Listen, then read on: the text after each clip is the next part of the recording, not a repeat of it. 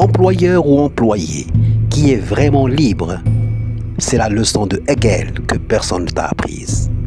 L'employé pense souvent qu'il n'est pas libre. Il doit arriver à l'heure, obéir aux ordres, faire ce qu'on lui dit.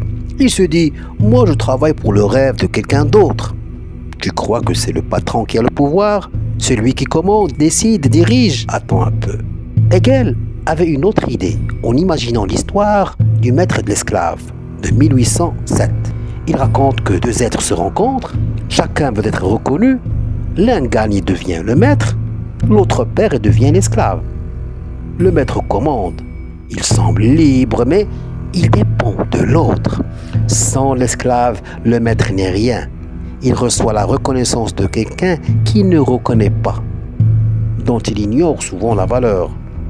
Et l'esclave, il travaille, crée, apprend, transforme.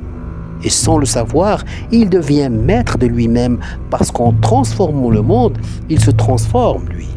Alors la victoire du maître? Vide. C'est une victoire extérieure, mais une défaite intérieure. Il possède, mais il ne se connaît pas. Il commande, mais il ne se construit pas.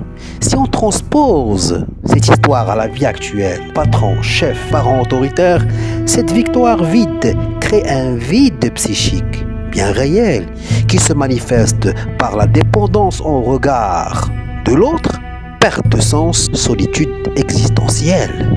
L'employé, quant à lui, croit manquer de liberté parce qu'il obéit.